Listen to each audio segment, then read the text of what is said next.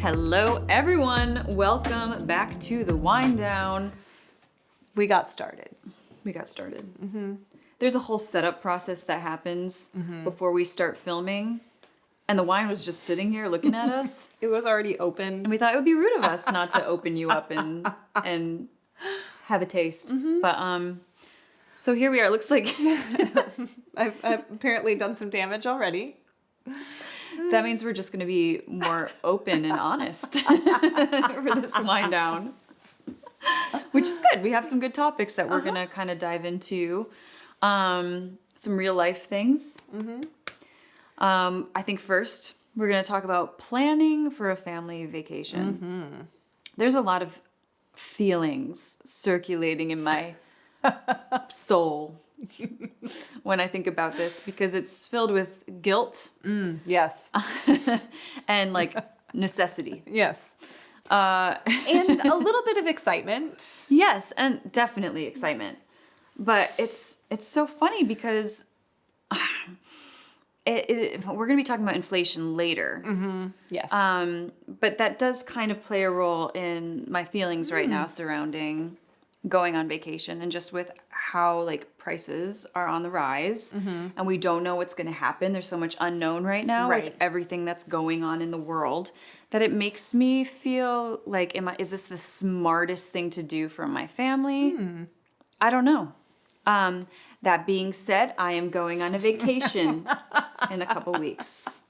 And so necessity outweighed the financial implications that might come along with this. Yes. I don't know. How do you feel about it? Well, I think it's interesting. I think there's a different mentality when planning a family vacation versus planning a vacation pre-family or even just for my husband and I. Because there's added costs, right? Like we have to pay for an extra airline seat if we're going to go someplace. Right. So your daughter is still young enough that you can take her on your lap. You don't have to pay for the extra seat. You just like book the aisle seat and the window seat and hope that nobody wants that middle seat. And then maybe you get an extra seat.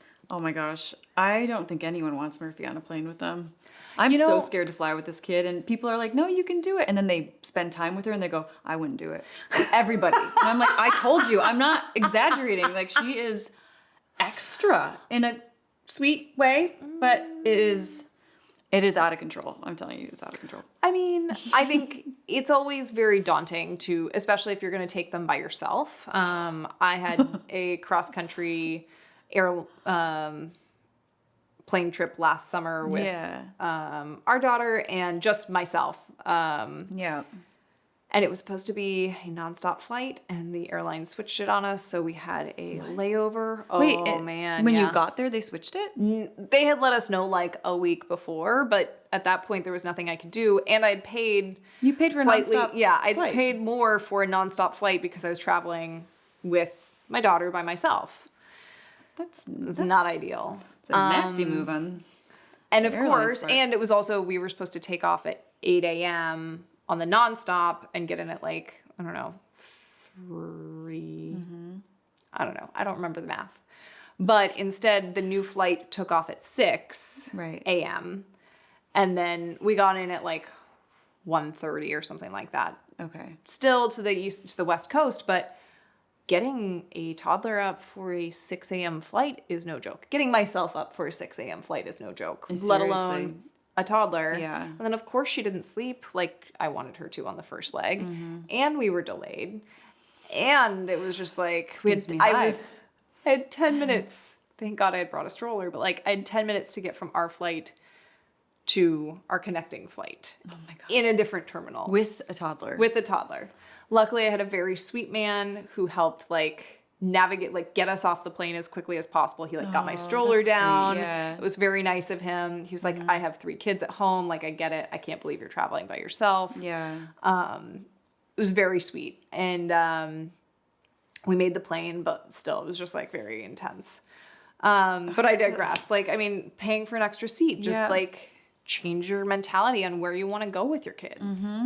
I mean, it is a whole other kind of vacation when it is a family vacation with children. I mean, really, the vacation is sort of planned around what is going to please them. Right. And that's why Disney exists, right? Even though I am kind of excited to take her to Disney at some point. But Yes. I think it's funny. I've heard the saying multiple times, and it's definitely true, that a family vacation is just parenting in a different location. In a different location, It's not an actual vacation for the parents. It's just, you're still a parent. It's just, maybe there's a beach, and then you have to worry about drowning. Yeah. Or maybe there's, maybe you are at Disney, and that's great, but then you're worrying about lines and all that jazz. But, you know, but then you think about the memories, and I think about all the memories that we were able to make as kids on family vacations. And now I understand, when I'm looking at vacations, why my parents did so many road trips growing up. Because it is... Why are we in the car so much? Yeah. Now I know. Yeah. Now I know. It's way more cost effective, and you get to see a lot more. And you can stop if you need to stop, if something's going on with the kids or whatever. Right. And there's always something going on, right? It's like, Always something. there is a breakdown happening in the back of the car. Better in the car than in the plane, right? Right. Let's pull over, rest stop, shake it out. Yeah. Use the bathroom. Let's try this again. Right.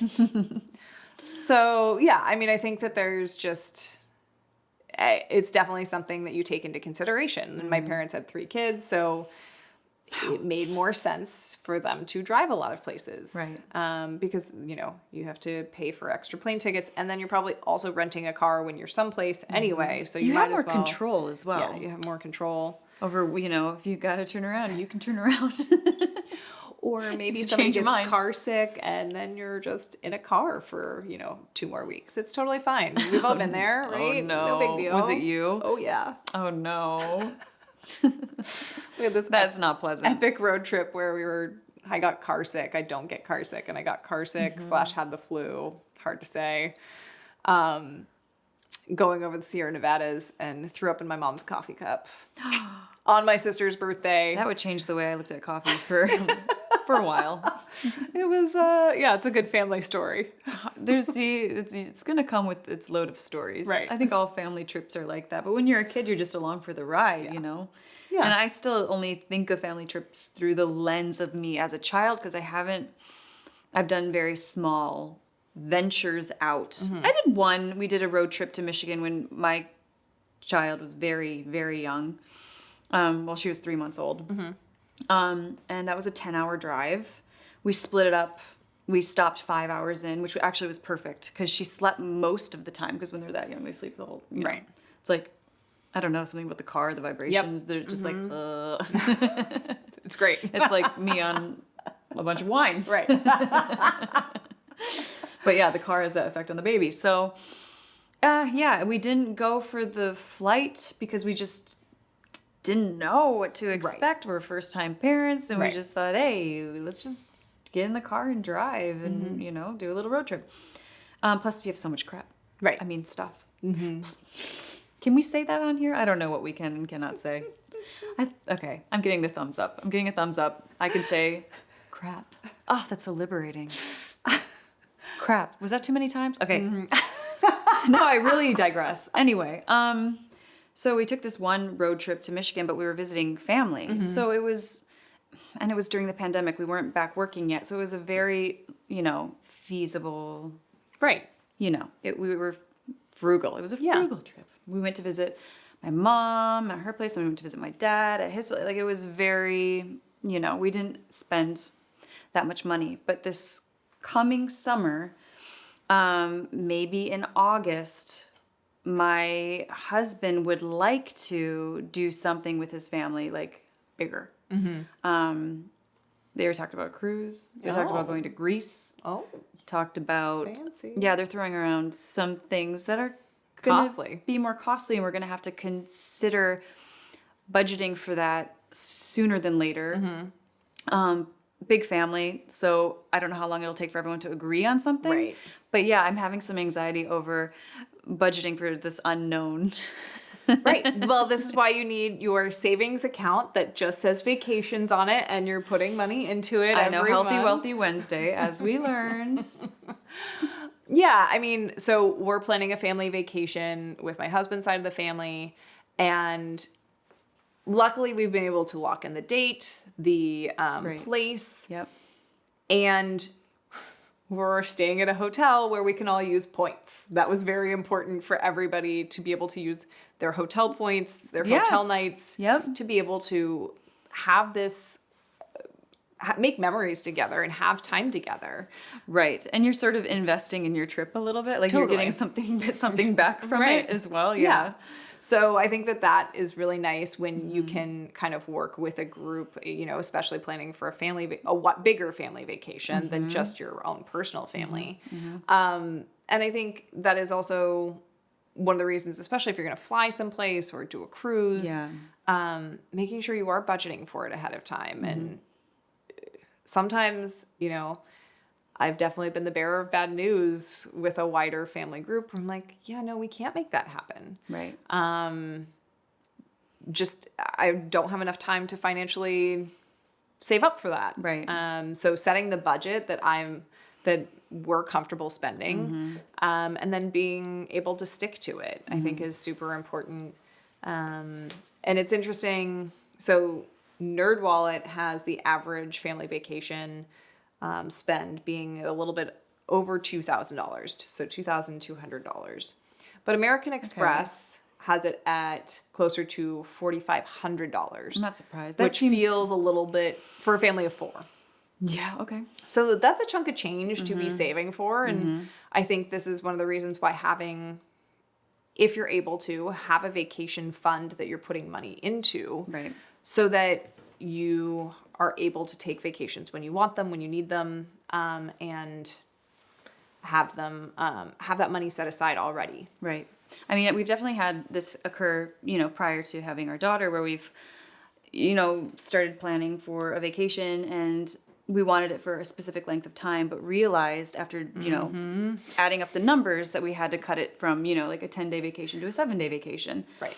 Which isn't major. It's a little annoying, but if you do, you know, your homework and you add all of your expenses up and the things that you might not think of as well, it's like dinners. Right. It's like those things are the things Food is a lot more expensive. Because a lot of people are like, oh, I got this great deal on Expedia for like a hotel and a flight. And then you get there and you're at a Michelin restaurant and you're getting massages and you're like, oh my gosh, I spent $5,000 on my vacation. Well, you kind of want to go with a bit of a budget and a plan of what you can spend and you're not going to get home afterwards and be in credit card debt. Right. Exactly. As fun as it is to splurge when you are away, you're probably going to feel better if you've saved for it before, which is something I'm honestly, I need to do better with. Before having a kid, I was sort of like, woohoo! We'll figure it out as we go. You know what I mean? But now it is different. It's different once you have a family. Yeah. Because, you know, it affects them directly, right? So, yes, being more organized is my goal, not for 2022, but the rest of my life. Ooh. Okay, we're going to take a quick commercial break, and we will be right back to talk about inflation and how it makes us feel. I'll give you a clue. It's not happy.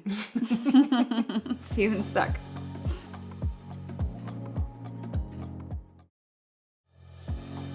Welcome back, everyone. All right, we wanted to end it on a high note, so we're going to talk about the joys of inflation and the anxiety that we feel because of it.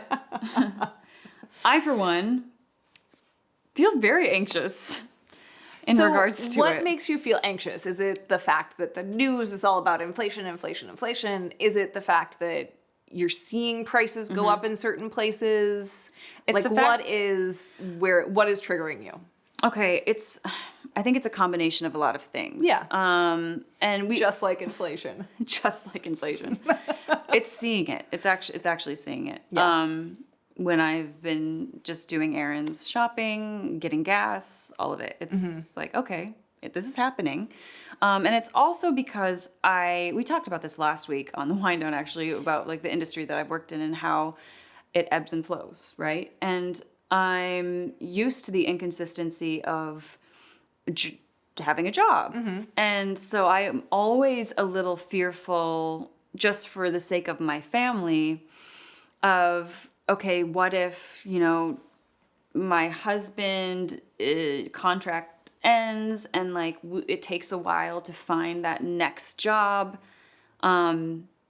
Those the price, you know, prices going up will actually, you know, affect our family. So that's where the anxiety comes from.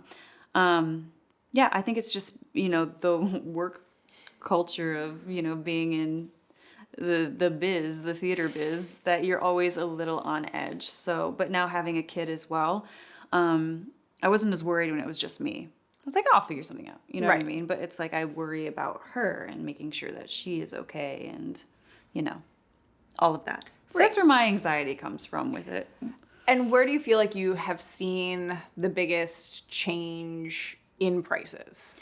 I think gas is in place. A big one. Yeah. And I've noticed it at the grocery stores as well. Yeah. So, and we're like, which has always been, I thought, a good thing. Like, we would save money more because we like to cook. We love cooking. Right. But suddenly we're going, and what we were spending grocery shopping before has increased. Yeah. And we grocery shop, like, you know, once a week, and we really use our groceries. But, you know, that's where we were saving money before, was doing that. And so that, you know, it does make me a little bit anxious. Has it, seeing the prices, has it made you change your shopping behavior? Yes. Okay. It actually has. I used to be a little more like nonchalant about what I would throw in the cart at Trader Joe's, because I trusted Trader Joe's prices, and I just like what they have. You know, they have some really unique who doesn't? finds in there that you can only find at Trader Joe's. Oh, man. And the price difference between like shopping at Whole Foods / Whole Paycheck, Right. between Trader Joe's was exponential. I mean, it was massive. But now I'm noticing at my Trader Joe's shop, the numbers were creeping up. So actually, the last time I went there, I paid very close attention to what options they had for what peanut butter or I don't know, anything, beans. Yeah. And I was like, okay, this one's cheaper. I'm going to get this one, you know, rather than just looking for, oh, that one's organic and it has a nice label. Right. I'm going to get that one. Right. And it might just be, you know, 50 cents cheaper, but that's what I'm going for. Yeah. I mean, 50 cents can be a lot depending on what you're paying, you know. And it adds up when you're grocery shopping because you have so many items. Right. So, yeah, it is funny. I have become more aware. I'm proud of myself for that, too. That is very exciting. Yeah. But what about you? How do you feel? So, well, I don't know if luckily, we have been a car-free family for many, many years. Yes. I got rid of my car a long, long time ago when I was a single young thing. So we haven't felt it so much at the gas pump, though I do see the prices and I'm like, whew, feels like California prices here in Philadelphia. Yes. I mean, yeah. Anyway, but, you know, we definitely have seen the prices go up in groceries. And to your point, it used to be, oh, well, you know, maybe I'll find a dish that'll go with this insert obscure vegetable here. Yep. That might, you know, but we'll figure it out. Like, I'm not gonna worry about it, but I really want this and I want to like figure something out. And now it's like, oh, well, no, I don't need that. Or, you know, Are you sure you're going to eat that? are you sure you're going to use That's going it up? through your mind in the, are you going to, is that produce going to like rot in the back of the fridge? Right. Or are you going to use it? Exactly. Yeah. And, you know, we've always been pretty conscious of, we buy a lot of fruit and because, you know, not only do we like fruit in our house, but our daughter really likes fruit. Yeah. And if it starts getting too soft, we're all really picky and don't really like to eat soft fruit. So we cut it up and we put it in the freezer and then we use it for smoothies. That's so smart. we're trying to I like that. do that more often. Yeah. And then also we did a big Costco run for frozen meats. And so we have that in our freezer and we kind of are just using that as we go through it. And one of our hacks that we figured out a long, long time ago. Ooh, can't wait for this. We buy an entire side of salmon. Whenever we find a good price of salmon, we buy an entire half, I guess. I don't know. I'm sure it's called something fancier, but that's what I... Slab. A slab of salmon. Instead of buying salmon steaks or individual pieces, which when you look at the price, is less expensive, but you're getting less fish. Yeah. For the price per pound is actually way higher. Right. And that is actually something I credit my mom with. She is a home economics major, nutrition major. So she always looked at she always taught me to look at the price per ounce or the price per pound and compare things that way instead of looking at the actual, price. That's a good tip. Yeah. So we buy the entire salmon and we're not going to use it all in one meal. Right. But then we cut it up into individual portions, use it for that night or whatever. Yeah. Maybe we aren't even going to use it that night. And sometimes we buy like 2 or 3 of them if they're a really good price. Yeah. Just put Cut them all up and then put the individual pieces in the freezer so that we can use them. That's brilliant. And it's like, man, it's a lifesaver. And salmon's just like so easy to defrost and cook, and it tastes so good. And everybody in our family loves it, which is like really nice. Yep. So that is one of our saver hacks. Could we call that an inflation hack? We could. We need to make a list of inflation hacks or comment and write down your inflation hacks. Like, how is it affecting your life and what are you doing? We need to know. Mm-hmm. We can share them all. Oh yeah, we could share them all. It's just, I think everyone is just nervous about what's happening. There's a lot of unrest sort of, I don't know, like vibrating in the world right now. And I think everyone's feeling it for sure in their own ways. But yeah, I've definitely felt the anxiety, and I've been, trying to cut back where I can. Mm-hmm. Oh, I've definitely just on the consumer side of things, I have not been buying things the way I used to, which makes me realize how much I was buying before. Are you now putting that money into a savings account like you wanted to for your? Yeah, I mean, I think, you know what? her New Year's resolution. It's just not coming out of my account is what's happening. What I should. Right. So I haven't followed baby steps, right? You've gotten the first part, which is not spending the money. Not spending the money. I really have. I've gotten much better about that. That's good. Yeah, it's what gets me the most? Trips to Target, which have become frequent since I had a kid. You go there because there's like grocery shopping, clothing for kid, baby stuff, and then there's some cute clothes. There's actually some really cute stuff in Target. Oh yeah, Target. Like, I'm really not even joking. I was surprised because I'm not a suburban gal. I mean, there's Target in the city, but like I wasn't frequenting Target when I lived in Manhattan. Like, and I was there for 15 years. Right. But since I've moved and become a mother, I frequent Target often.